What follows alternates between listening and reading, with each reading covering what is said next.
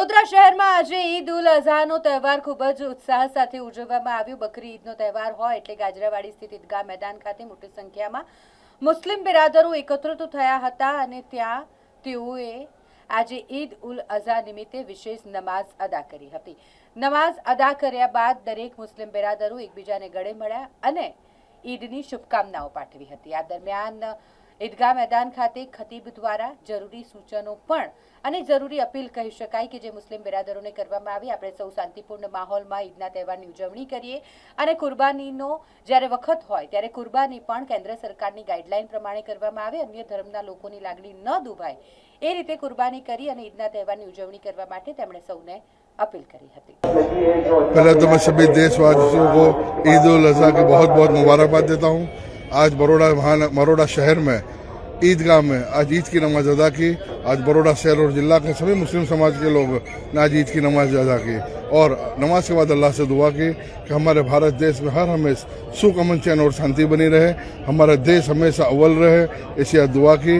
और मैं सबको एक अपील करना चाहता हूँ कि आज बकरा ईद के दिन जो भी आज एक जो हमारा ये जो त्यौहार है, एक दूसरे को साथ लेकर चलने का त्यौहार है, मिलकर चलने और दिल का त्यौहार है और दिल से सबको साथ लेकर चलने का त्यौहार है।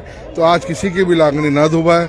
इस तरह से जो भी आज बकरा ईद करते हैं सभी धर्म को ध्यान में रखें, बस सबसे मैं ऐसी अपील करता हूँ और सभी को मैं ईद की बहुत बहुत मुबारकबाद देता हूँ। वडोदरा शहर खतीब सैयद अमीरुल्लाह शुक्रुल्लाह आज ईदगाह मैदान गाજરાવાડી સ્થળે આવેલ ઈદગાહ મસ્જિદમાં ઈદ ઉલ અઝહા એટલે બકરી ઈદની નમાઝનું વિશેષ નમાઝનું આયોજન કરવામાં આવ્યું ને નમાઝ અદા થઈ।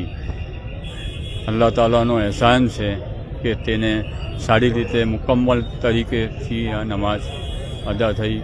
વડોદરા શહેરના મુસ્લિમ સમુદાયના અને શહેરથી બહારથી આવેલા તમામ મુસલમાનોએ આજે નમાઝ અદા કરી અને એક ભાઈચારાનું ઉદાહરણ પણ પૂરું પાડ્યું છે। આજે આપણી વચ્ચે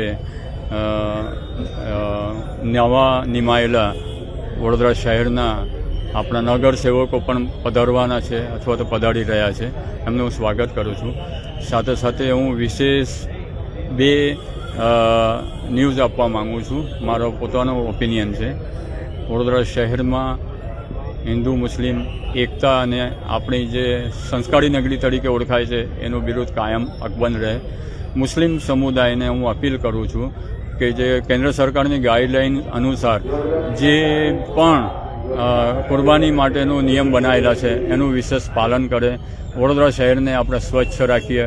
વડોદરા શહેર તરફથી જે કંઈ બી સ્વચ્છ માટેના જે પણ આયોજન કરવામાં આવેલું છે એને સાથ સહકાર આપી અને એક ઉત્તમ ઉદાહરણ આપણે પૂરું પાડીએ અને કોઈ પણ વ્યક્તિની કે કોઈ પણ સમુદાયની જાહેરમાં કે ગમે તે રીતે બી લાગણી ન દુભાય એવો ઉચ્ચાર કે એવું કાર્ય કે એવી ક્રિયા કે એવું કોઈ કાર્ય ન કરે એવું મારી તમામ મુસ્લિમોને એક અપીલ છે।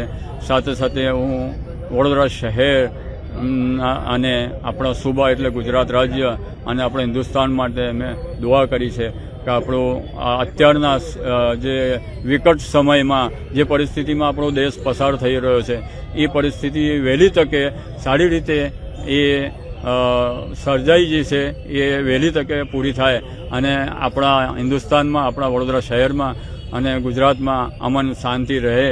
તેમજ હું વિશેષ વડોદરા શહેરના તમામ નાગરિકોને હું ઈદ મુબારક પાઠવું છું। સાથે સાથે વહીવટી તંત્ર જે છે કોર્પોરેશનનું એમના તરફથી જે મને સાથ સહકાર મળ્યો છે એનો બી આભાર વ્યક્ત કરું છું। વડોદરા શહેરના પોલીસ કમિશનર તેમજ એમનો ટોટલી સ્ટાફ તરફથી જે કર સાથ સહકાર મને મળ્યો છે એમનો બી હું આભાર વ્યક્ત કરું છું। સાથે સાથે મારી આ અવાજ, મારો આ સંદેશ, મારી આ અપીલ જે વડોદરા શહેરના તમામ લોકો સુધી પહોંચાડવા માટે આ તમામ મીડિયાએ જે મહેનત કરી છે, જે પણ વ્યક્તિએ અને જે પણ ન્યૂઝના ચેનલના જેટલા બી સ્થાપક છે, જેટલા બી મેનેજર છે, તમામને હું ઈદ મુબારક પાઠવું છું। એમનો હું આભાર વ્યક્ત કરું છું કે આજે તે તમારા માધ્યમથી લોકોની સાથે મારો એક અવાજનો સેતુ બંધાયેલો છે એ તમે પૂરો પાડ્યો, એક ઉત્તમ ઉદાહરણ પૂરું પાડ્યું છે।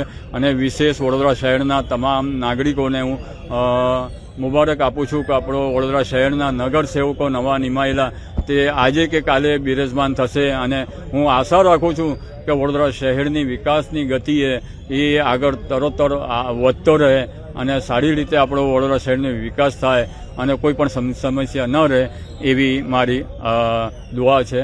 સાથે સાથે હું તમામને ઈદ મુબારક પાઠવું છું.